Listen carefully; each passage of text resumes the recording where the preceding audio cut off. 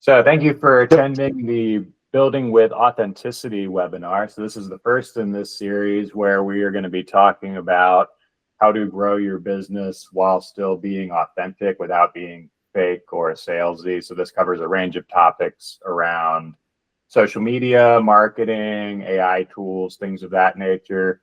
But the core theme of this series is authenticity. So this first session is just going to talk about social media mainly. So we'll go ahead and get started here. Everybody's super busy, so we're going to kind of cut to the chase. I don't really want to have like a super long-winded wind-up like you sometimes see. So this series is for you if you own or help manage a small business, if you feel lost by all the trends in social media, marketing, and tech these days, if you feel like you don't have time to become an expert in everything and it sometimes feels like you need to, and if you want actionable advice in layman's terms, because I feel like I often see advice that is aggressively unhelpful because it uses a bunch of like technical jargon. So, and it's not really writing to the audience. So I try to make sure that I'm giving advice in terms that are understandable by the audience that I'm talking to. So like small business owner, average Joe, not tech savvy people. So that's who the audience for this is. We are going to have an extended Q&A session as part of that. It's going to be approximately half of the presentation.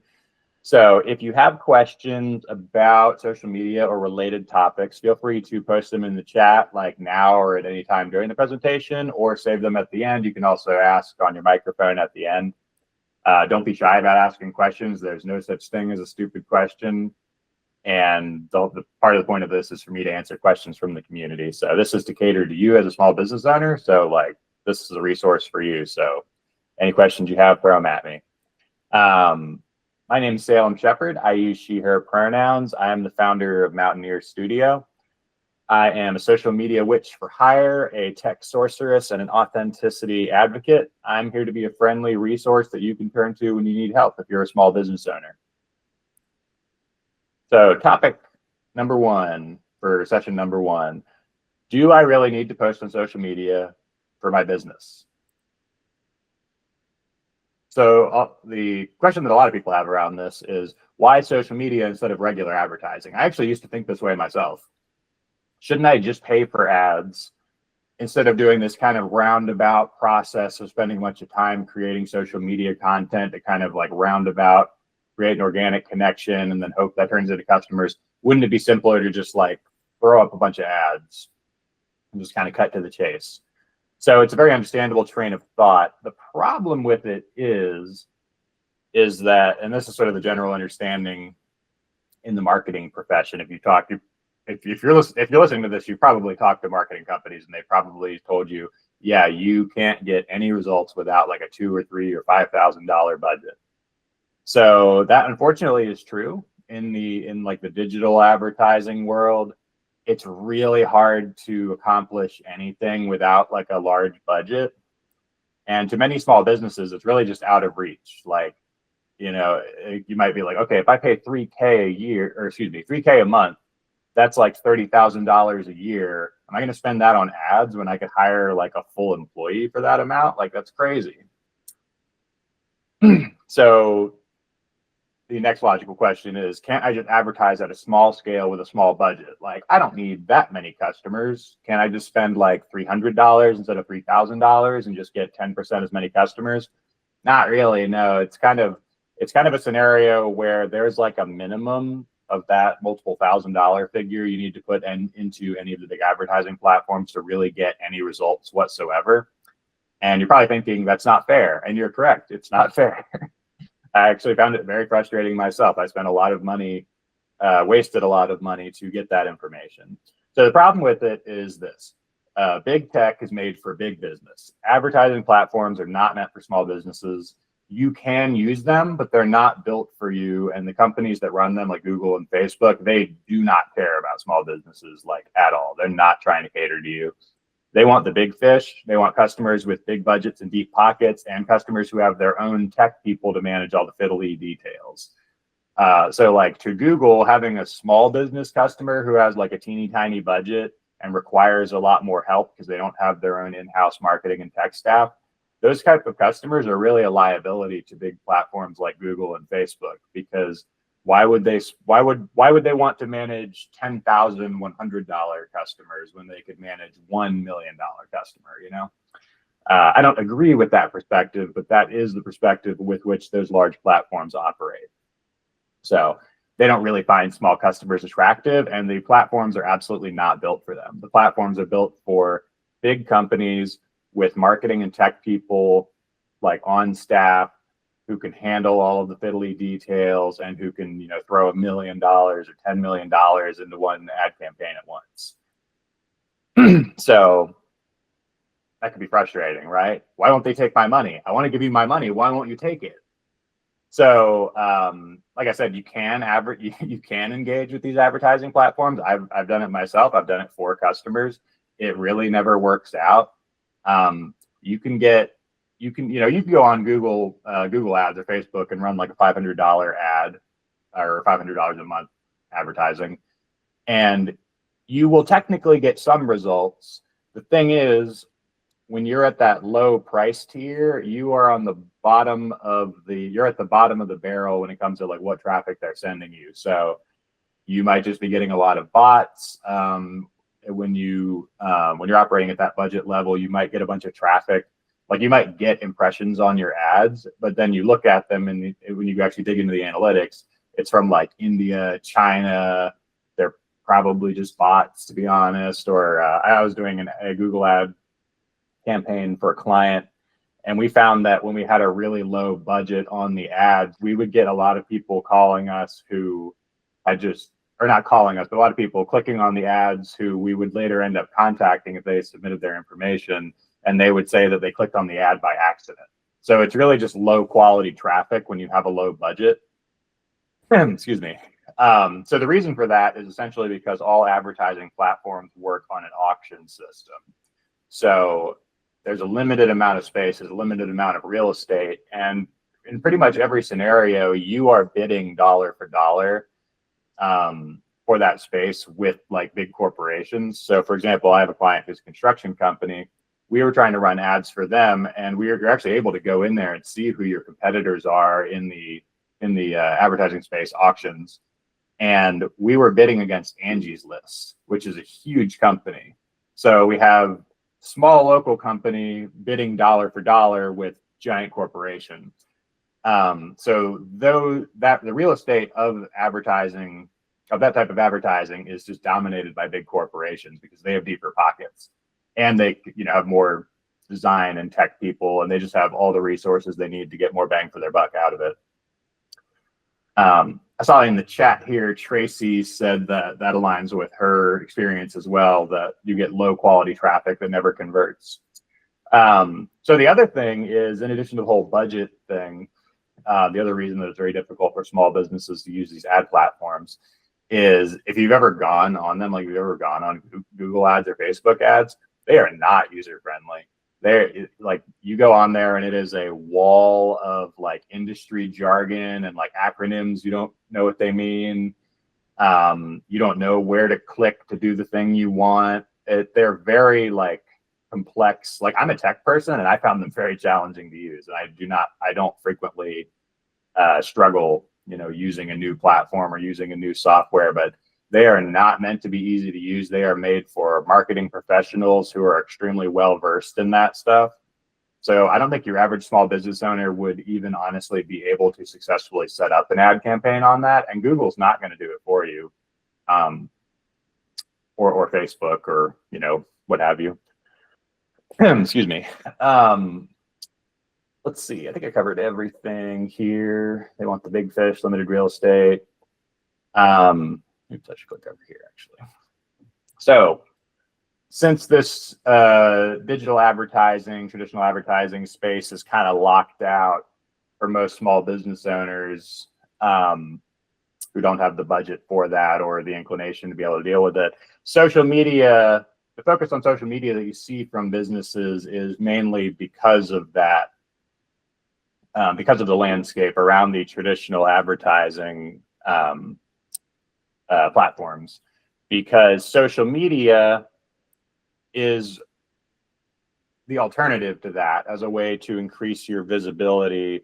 Not to say running a business social media is easy or is a perfect solution that will magically grow your business. It requires a lot of skill and nuance and consistency to get results. But you can get some results on social media without having like a multiple $1,000 a month budget like you would need to see results in traditional digital advertising. So benefits of social media are anyone can do it technically, anyone can write a post. It can be organic and authentic in a way that traditional advertising cannot. You can actually form an authentic connection with your customer and make them care about your business. You can make it personal. I like to make my brand represent me personally because I want to work with people who connect with me personally. So it just makes sense to do that. So you can get it very targeted in a way because the people who will respond to it are the people who respond to you as a person. If you're a small business owner, your company often represents you as a person.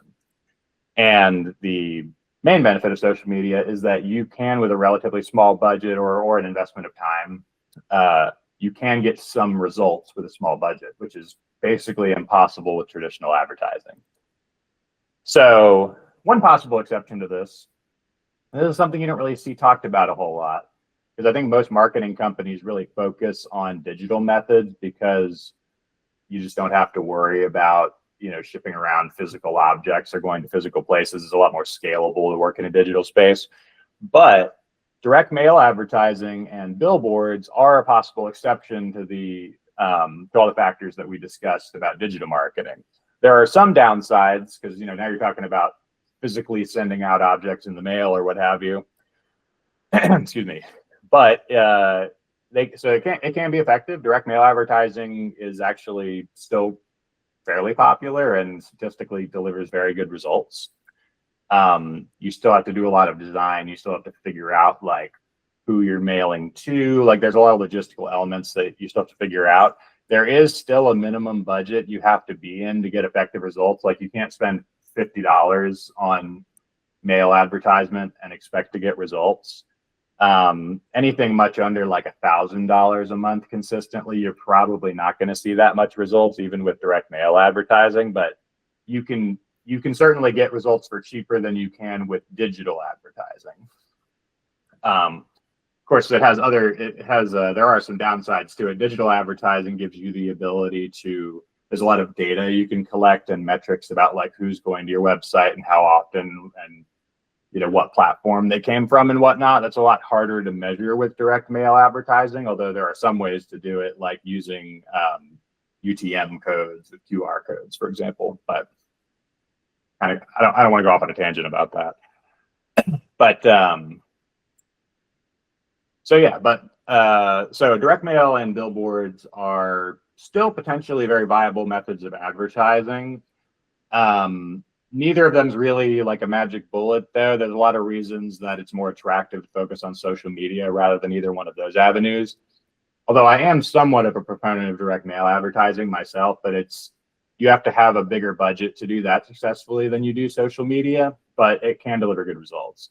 But so at the end of the day, the only thing you can do without like an actual budget is to do a DIY social media.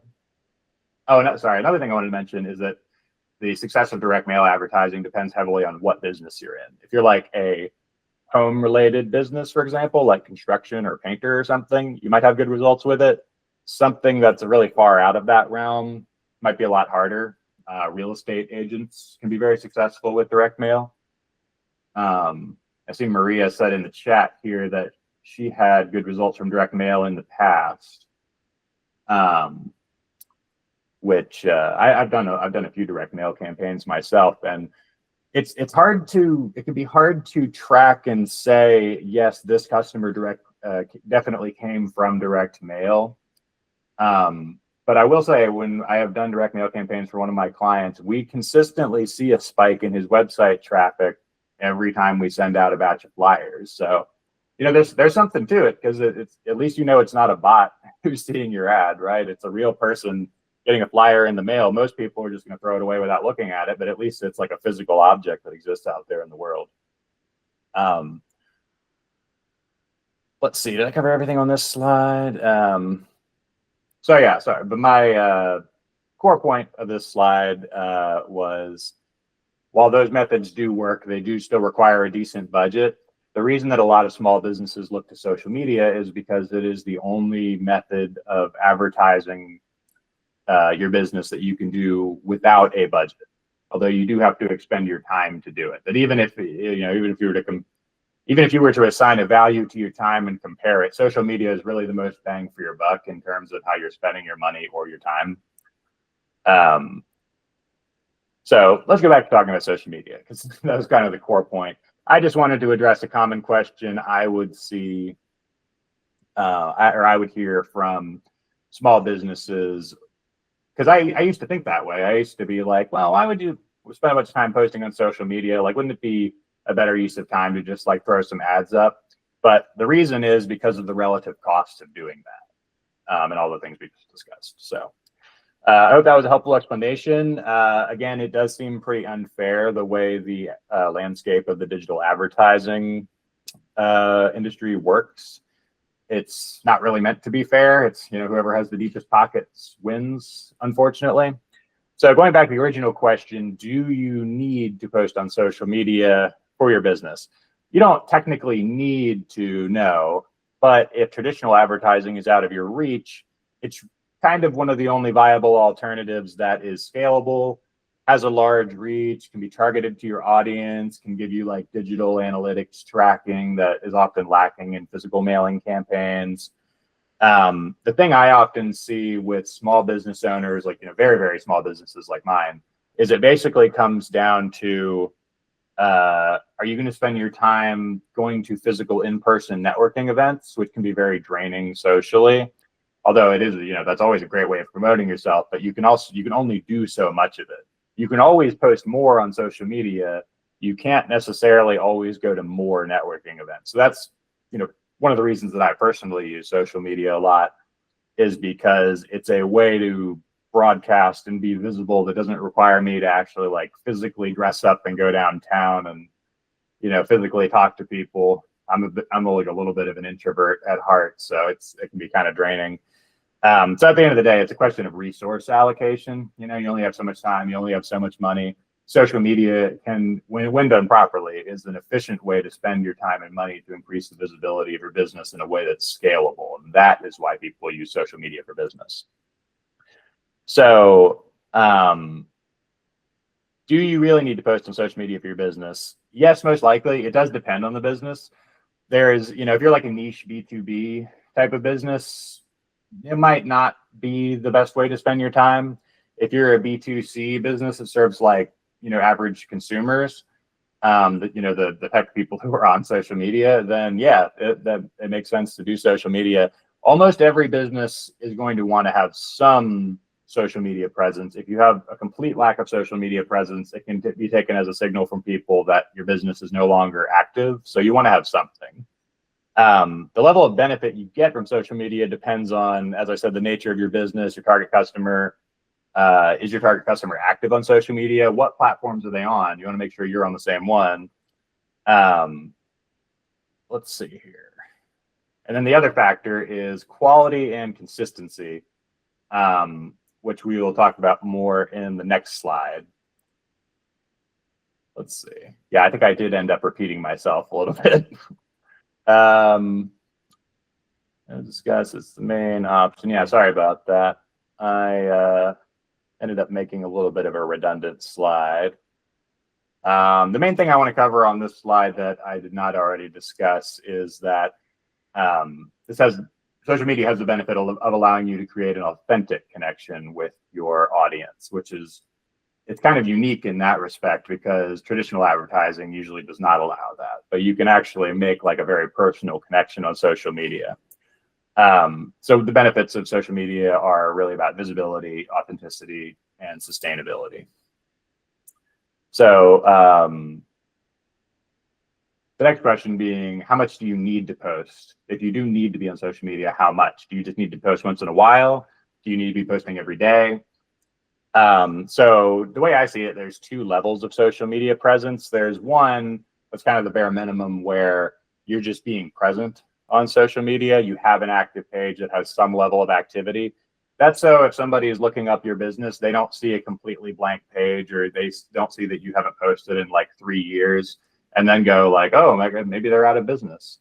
Having an active social media page signals to people that you are in business and you are legitimate on some level, but just having a bare minimum level of activity isn't necessarily going to directly drive growth.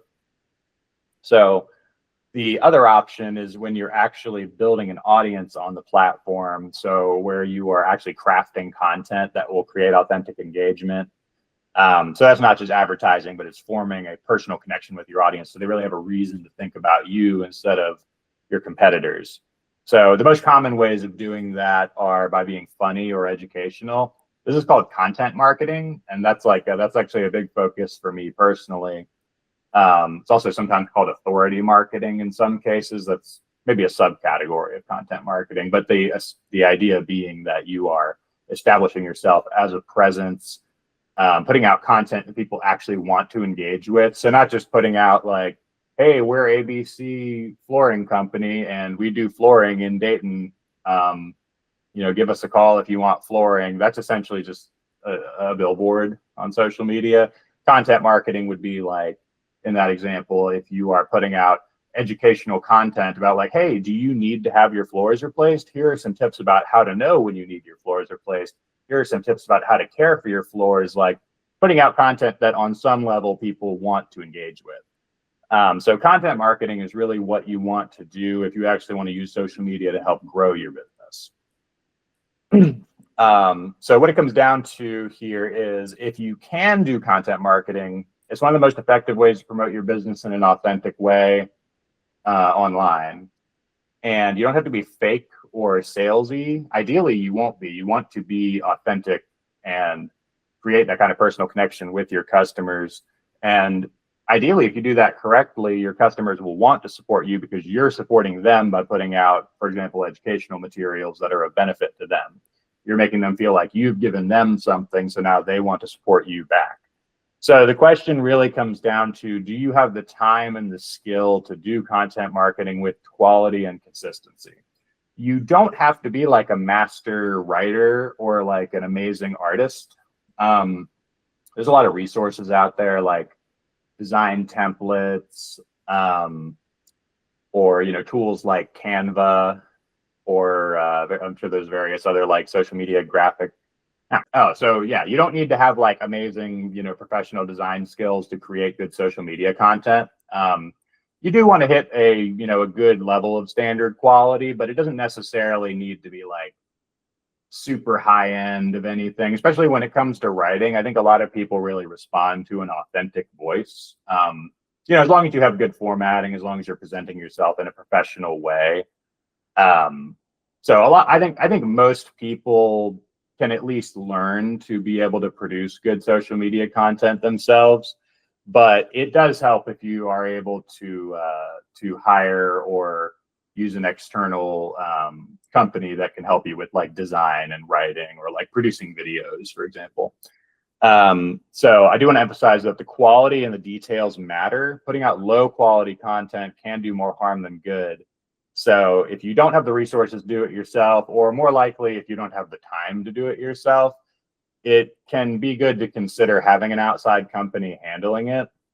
I will say if you're not able to use an outside company and you're not in a position to do it yourself with quality and consistency, you're probably better off keeping it simple. I would say don't like do a halfway thing where you occasionally do a burst of effort and do a bunch of posts all at once, and then you don't post for like 6 months. Like either do it with consistency or don't do it and keep it simple.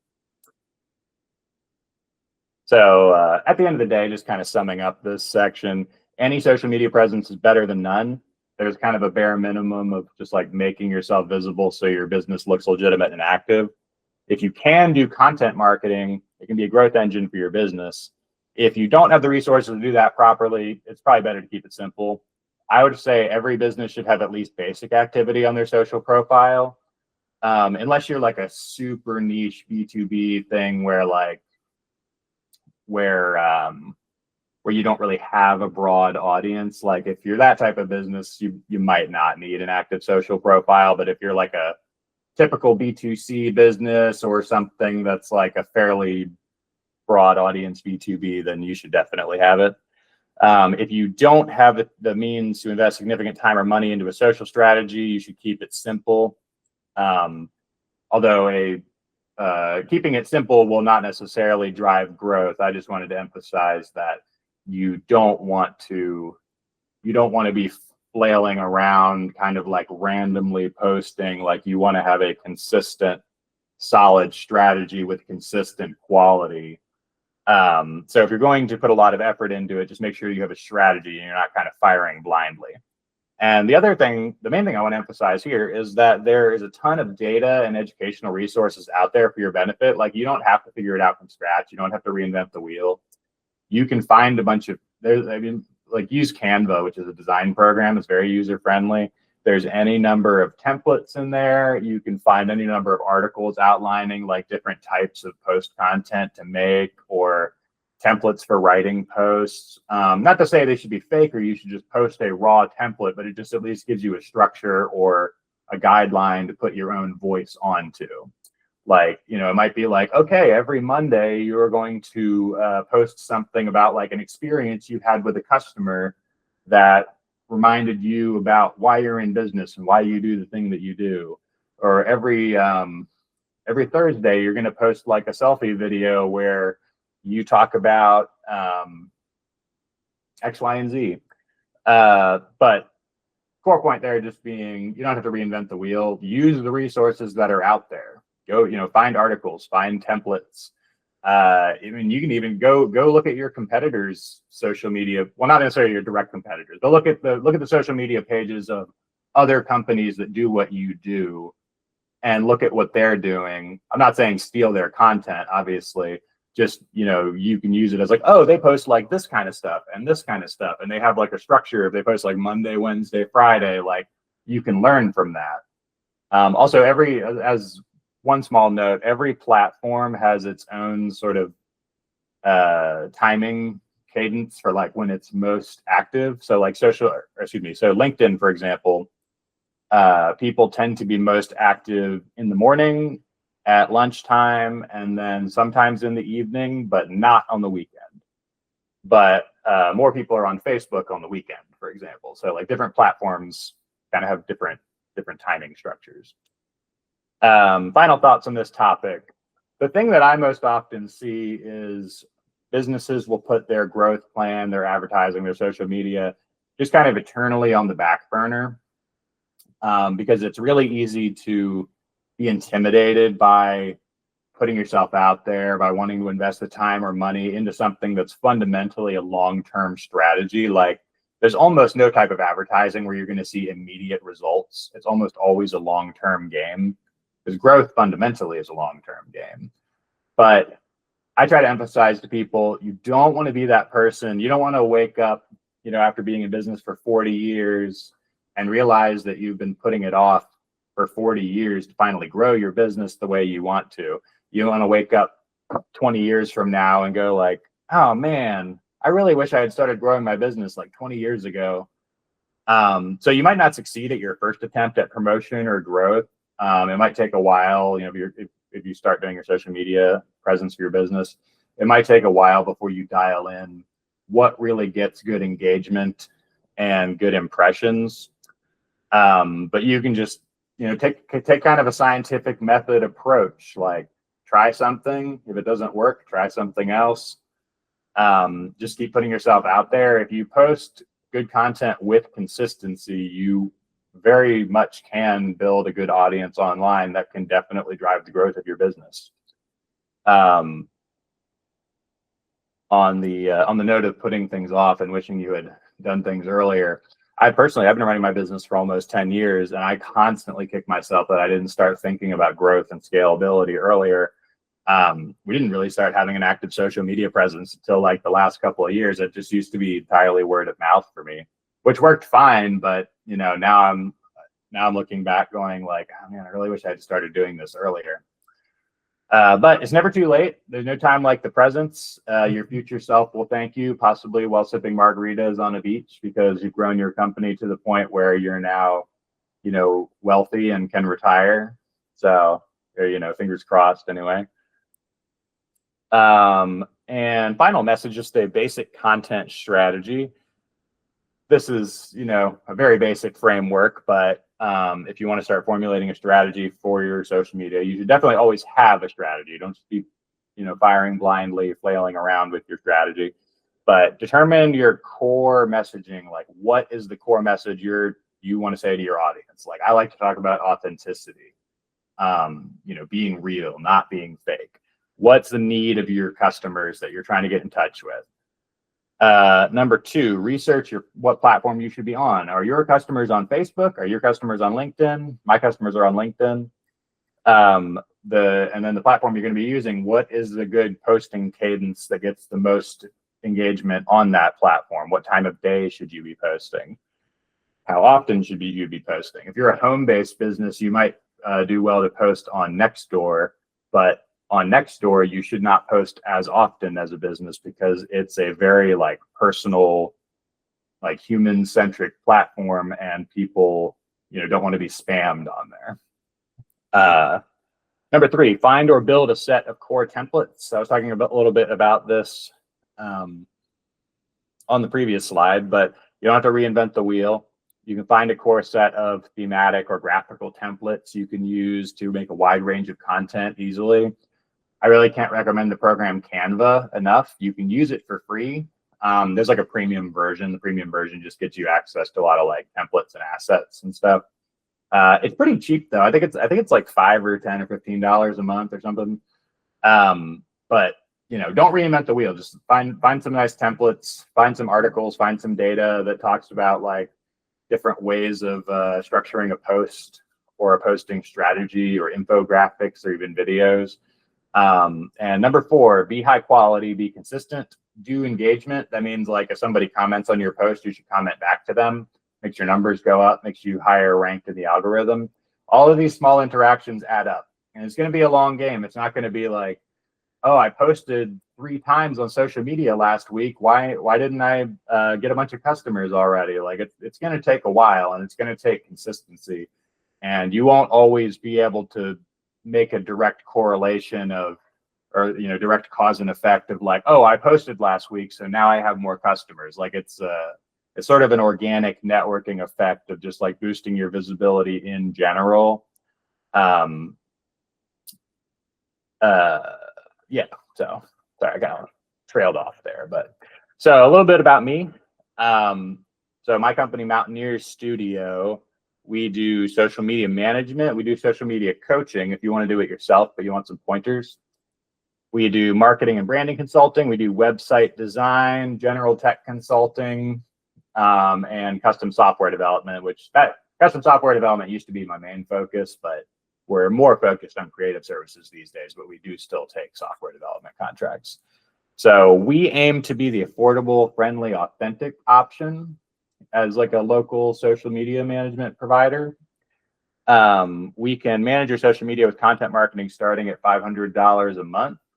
That is, if you shop around, that is much cheaper than most other marketing companies you will find. Usually it starts around $1,000 or $1,500 a month.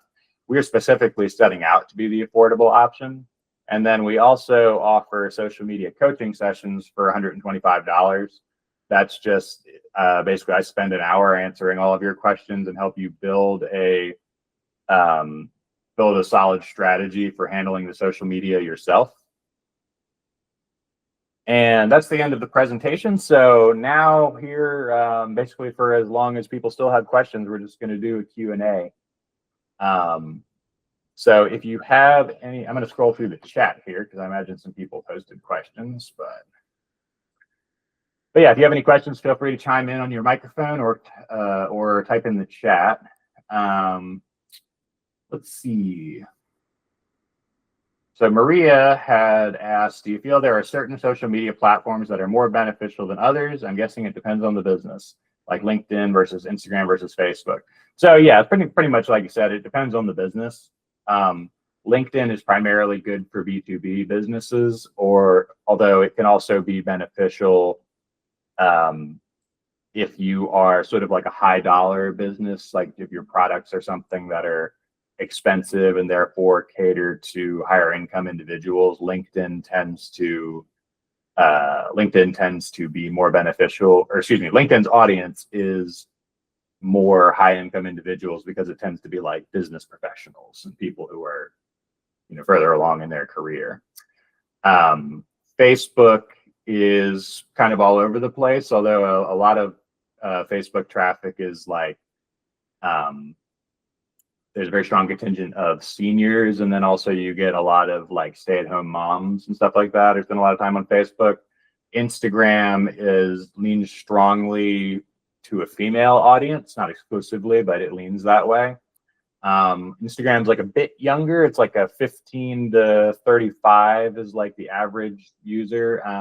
You'll probably see a lot of people talking about like posting on TikTok as like one of the best social media platforms. I personally disagree with that. Unless you're selling some kind of like hip, interesting product that's useful to young people. Like if you were trying to promote yourself as a musician, then yeah, maybe you should be on TikTok. If you're like a construction company, you don't have any business being on TikTok. It's a waste of time. There is a distinction to be made there because TikTok made short form video content, like what they call reels, much more popular. And that has remained very popular, but every social media platform has basically created its own reels format. So you get reels on LinkedIn, on Facebook, on Instagram. So pretty much every platform has like kind of their own little mini TikTok inside of it now. Video content can be difficult to produce well. But if you do have the ability to create video content, it gets really, really good engagement numbers. I think it's just because when somebody's scrolling, often your goal with what you're posting on social media should just be to make them stop scrolling and look at what you posted. So video content by its nature is better at that because it's not just like a bunch of text. You're actually seeing like something moving on your screen, something's happening. Tracy asked, what do you think about occasionally posting personal posts if you're a solopreneur? Personally, I really like bringing your personal voice into your social media. It kind of depends. It does depend on like what platform you're on, what type of business are you, and then also like, what is your brand? Like as a solopreneur, you're likely to have, it's likely that your brand is essentially you. I'm not a solopreneur per se, but my company's brand is essentially me. Like I think more people know me than know my sort of company brand, because the company brand is really just an extension of me and my personal brand. So I think it's good to post personal stuff. I think it's cool to make like a personal connection like that. I'm probably biased because I do that. Like I do that a lot, obviously. But yeah, if you have a more like corporate polished brand, it probably would be less good to do like personal posts. But if your brand is an extension of you personally, then I think it can really benefit you to have personal posts. Probably not too often, and probably not getting like, I have seen businesses post stuff that was too personal. You want to maintain some level of like business decorum. But yeah, so I am in favor of it generally, unless you're a type of business that doesn't favor that. Tracy says that she is a bookkeeping business and she's the face of it. So yeah, I think in your case, especially where there's also a factor there where as a bookkeeper, for example, you should have a very personal connection with your customers because you are handling something that's very personal and in a sense intimate for them. Like you're handling their finances. There's a lot of trust there. There's a very trust-driven connection. So yeah, I think that is a good strategy in your case.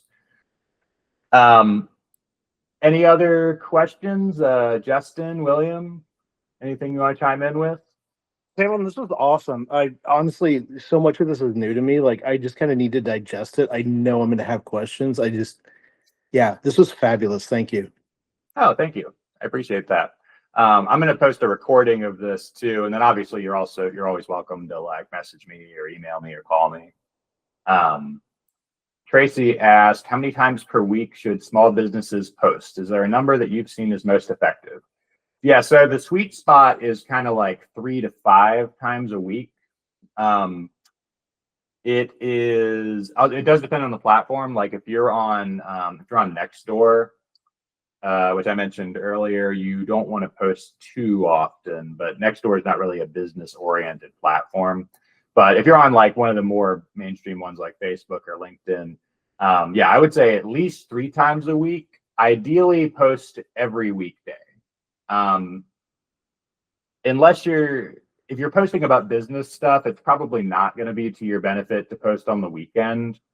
Unless you're like a certain type of business, like something that's like weekend oriented, like to my mind, if you're on social media on the weekend, you're not thinking about work.